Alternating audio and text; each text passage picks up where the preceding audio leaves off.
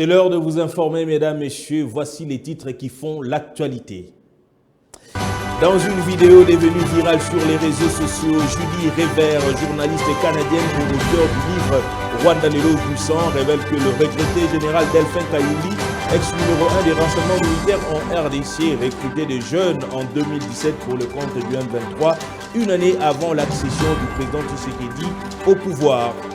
Point de repos pour le vice-gouverneur Edouard Molandi qui porte dans son cœur le souci de revoir Kinshasa être revêtu de sa robe moderne. Il est revenu une fois de plus dans la commune d'Ngaba pour s'assurer du respect des instructions données en ce qui concerne la lutte contre les marchés pirates. À la surprise générale, la Confédération africaine de football annonce le report du championnat d'Afrique des Nations pour le mois d'août 2025. Les détails dans ce journal. Mesdames, Messieurs, très heureux de vous retrouver pour ce nouveau journal. C'est parti. Dans une vidéo devenue virale sur les réseaux sociaux, Julie Révert, journaliste canadienne et auteure du livre Rwanda, l'éloge du sang, révèle que le regretté général Delphin Kayimbi, ex-numéro 1 des renseignements militaires en République démocratique du Congo, recruté des jeunes en 2017 pour le compte du mouvement rebelle M23, une année avant l'accession du président Tshisekedi au pouvoir. On écoute Judith Révert. Les réseaux criminels du M23, une milice de Kagame, sont toujours actifs au Congo. L'ancien directeur du renseignement général Delphin Kayimbi, récemment mort en détention, a été un membre de l'AFDL, les rebelles de Kagame, en 1996, et a fait du recrutement en 2017 pour le M23. Il aurait organisé aussi le recrutement pour la milice ADF, qui mène une campagne de terreur et qui tue presque tous les jours avec les méthodes du FPR à Beni, dans le Nord Kivu. Je reçois des images, des photos presque tous les jours, des images des enfants, des femmes et des hommes qui ont été tués par soit des machettes ou agafuni, les houes. Et on coupe l'os occipal ici. Ce que le FPR avait fait durant le génocide et après, ce sont des tactiques du FPR. L'objectif de cette campagne, c'est de s'emparer de la terre et de l'exploiter. Je termine avec une citation de Jean Jaurès, son discours à la jeunesse en juillet 1903. Le courage, c'est de chercher la vérité, c'est de ne pas subir la loi du mensonge triomphant qui passe et de ne pas faire écho aux applaudissements imbéciles et aux huées fanatiques. Merci. Intervenant sur le plateau des radios Okapi, le ministre de la Communication et des Médias, Patrick Muyaya Katembwe, a dénoncé l'armée numérique mise en place par le régime d'Ekigali pour distiller des fausses informations sur les affrontements entre les FARDC et les M23. Cette campagne rwandaise à travers laquelle les Congolais sont utilisés pour saper leur propre pays et balayer d'un revers la main par le porte-parole du gouvernement congolais. On écoute Patrick Muyaya. Si nous voulons venir au front médiatique, aujourd'hui nous sommes mobilisés parce que vous savez qu'est-ce qui se passe avec le Rwanda. Vous avez eu récemment le rapport du groupe d'experts est sorti. La première réaction au Rwanda, la stratégie repose à 1. Nier, 2. Renier, 3. Renier, 4. Renier. Ensuite, après avoir nié les évidences, parce qu'ils ont été attrapés la main de l'ESA, qu'est-ce que nous faisons? Ils inoculent les poisons rwandais. Les poisons rwandais, c'est la manipulation, c'est l'industrialisation du mensonge, parce que le Rwanda, en réalité, l'autre volet, c'est l'empire du mensonge, à renfort des trolls et des faux comptes sur les réseaux sociaux, pénétrer les réseaux sociaux congolais pour distiller des mensonges et penser pouvoir travestir la vérité, changer les faits.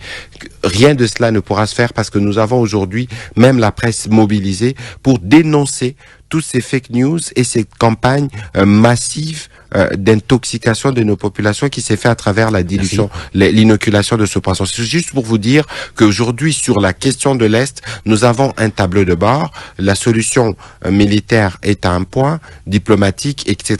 Et nous sommes sûrs que le moment venu, la combinaison de ces stratégies nous permettra de finir cette guerre une fois pour toutes. Je vous rappelle qu'elle dure depuis presque 30 ans.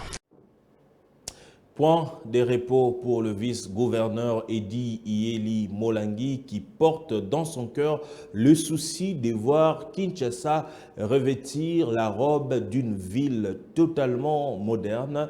Dernièrement, il est revenu une fois de plus dans la commune d'Ingaba pour s'assurer du respect des instructions données en ce qui concerne la lutte contre les marchés pirates. C'était le mardi 14 janvier.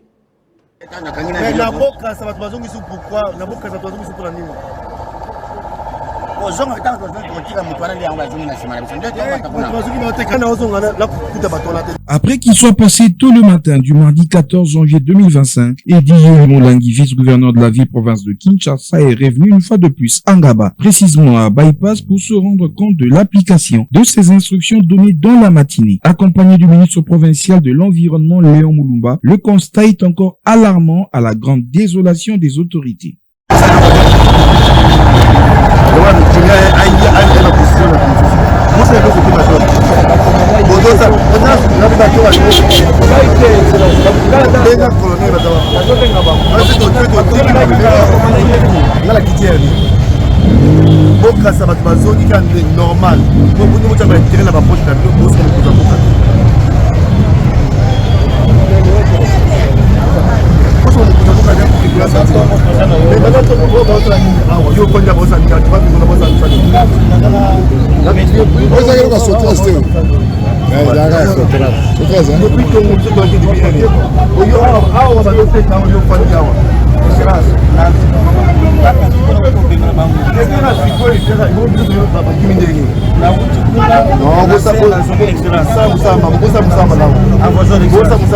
La perception illégale des taxes par certains administrateurs des marchés et des commandants sous-SIAT de la police nationale congolaise sont à l'origine des marchés pirates qui s'étendent le long de la voie publique à travers tout Kinshasa.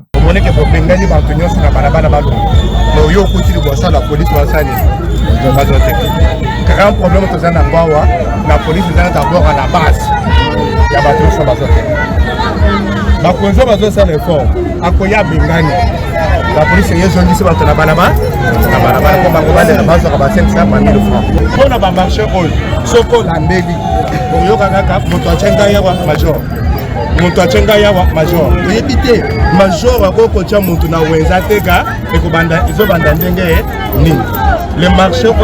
major il faut maintenant se poser contre la police. Bourgmestre Yalemba azosala eloko moko te tozo rendre chef de l'État mauvais service.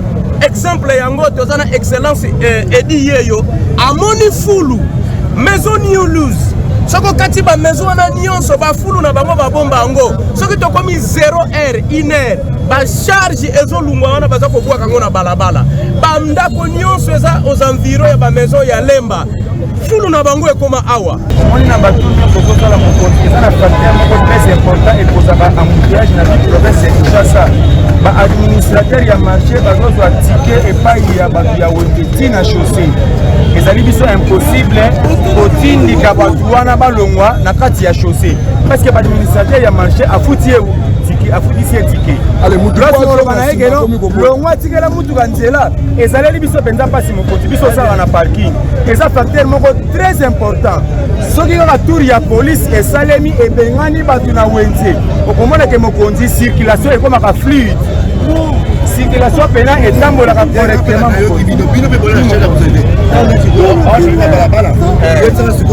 C'est pas ça qu'on a mokondi parce que tu as moni to soya ba bengani ba banote ka mais ba ye ba parking ba pas de responsabilité mokondi to chaka bango na point mais soki administration ya marché etiki muto tika la voilà mokondi.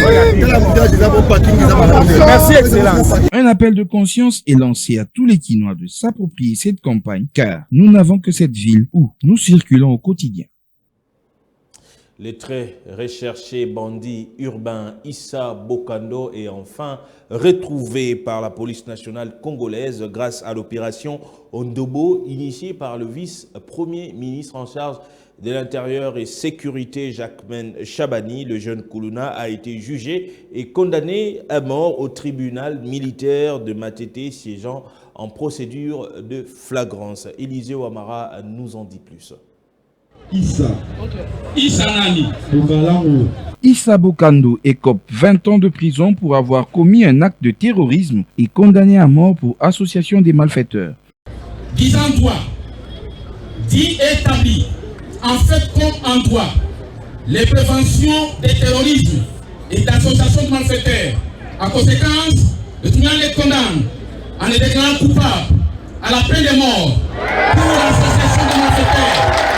Conformément aux articles 157 et 158 du Code pénal militaire, après avoir été confronté devant le tribunal, Matadi Moveli, plaignant, est victime de la barbarie de ce délinquant urbain alors qu'il venait à la rescousse d'une jeune dame victime de vol par un groupe des Koulouna. Pour avoir amputé la main droite de la victime, Matadi Moveli, Issa Bokando va payer une amende de 100 000 $ pour réparation des préjudices causés à la victime. Dans l'entretemps, les audiences foraines se poursuivent à travers les cours et tribunaux dans la ville de Kinshasa de manière concomitante. Pour la journée de lundi 13 janvier, 152 présumés Koulouna ont été identifiés par le tribunal militaire de garnison de Kinshasa-Gombi. Par contre, au parquet de Kalamou, 56 bandits urbains ont été devant les juges avec pièces de conviction. En attendant que ce présumé Koulouna présente leurs moyens de défense, ils sont poursuivis pour coups et blessures volontaires qui ont entraîné mort d'homme. Pour ce mardi 14 janvier, le tribunal militaire de garnison de Kinshasa-Galima a identifié 83 bandits urbains.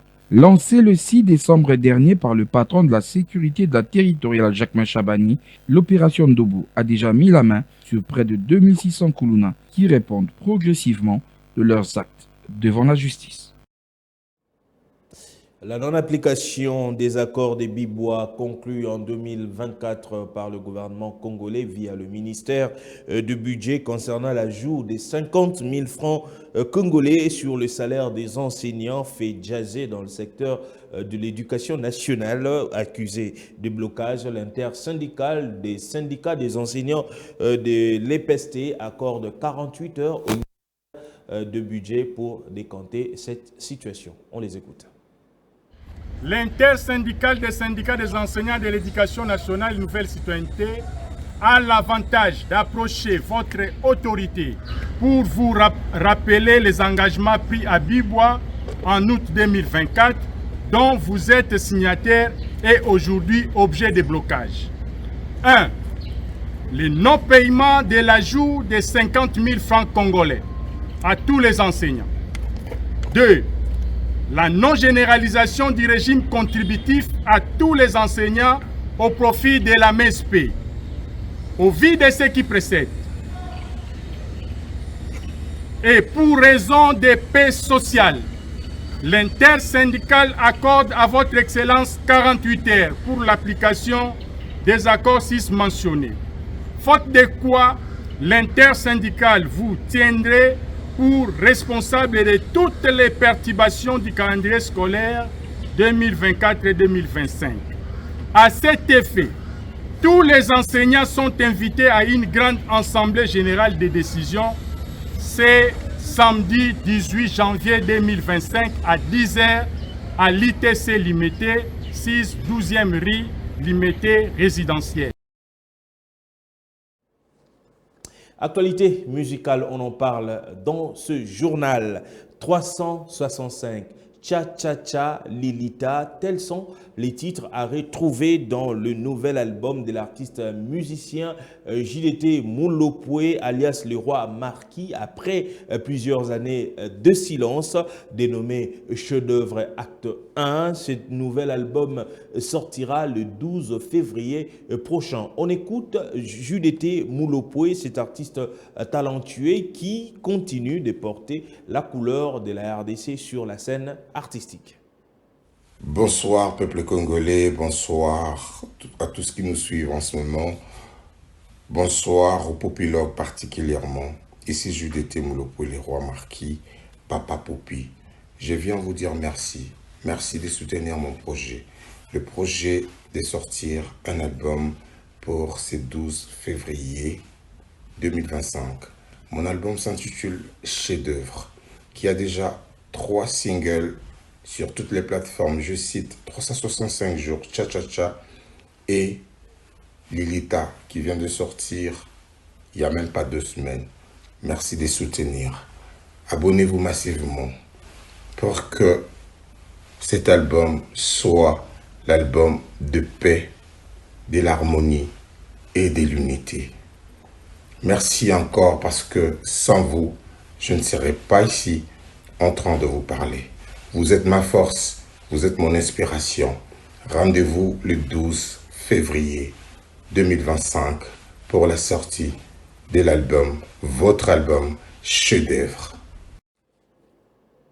À la surprise générale, la Confédération africaine de football annonce le report du championnat d'Afrique des Nations pour août 2025. Les précisions, c'est avec le citoyen Christopher Chitamba. Alors que les adeptes du football africain attendaient impatiemment le tirage au sort prévu ce 15 janvier à Nairobi et le début de la compétition en février, la Confédération africaine de football surprend tout le monde avec un communiqué annonçant le report 24 heures plus tôt. La 8e édition de cette messe continentale réunissant les joueurs évoluant exclusivement sur le continent se tiendra 7 mois plus tard, soit en août 2025 prochain. Dans un communiqué diffusé par la Confédération africaine de football, on sait notamment voir que le report est motivé par la qualité et l'avancement des travaux des différentes infrastructures de base dans les 3 pays organisateurs. Sur demande des experts techniques et en infrastructure de la Confédération africaine de football, un temps supplémentaire a été requis. La Tanzanie, l'Ouganda et le Kenya devront donc user de patience avant de voir le coup d'envoi. Une décision qui ne fait pas l'unanimité dans l'opinion congolaise. Certains trouvent salutaire puisque donnant du temps à la République démocratique du Congo pour mieux se préparer et d'autres ne trouvent pas l'opportunité de ce renvoi. Merci à vous d'avoir suivi cette édition du journal. Une pensée pieuse à tous ces Kinois qui vivent les difficultés des transports en commun ces derniers temps, que le gouvernement congolais puisse tirer toutes les conséquences possibles. Prenez bien soin de vous, les informations en continu sur Social Télévision.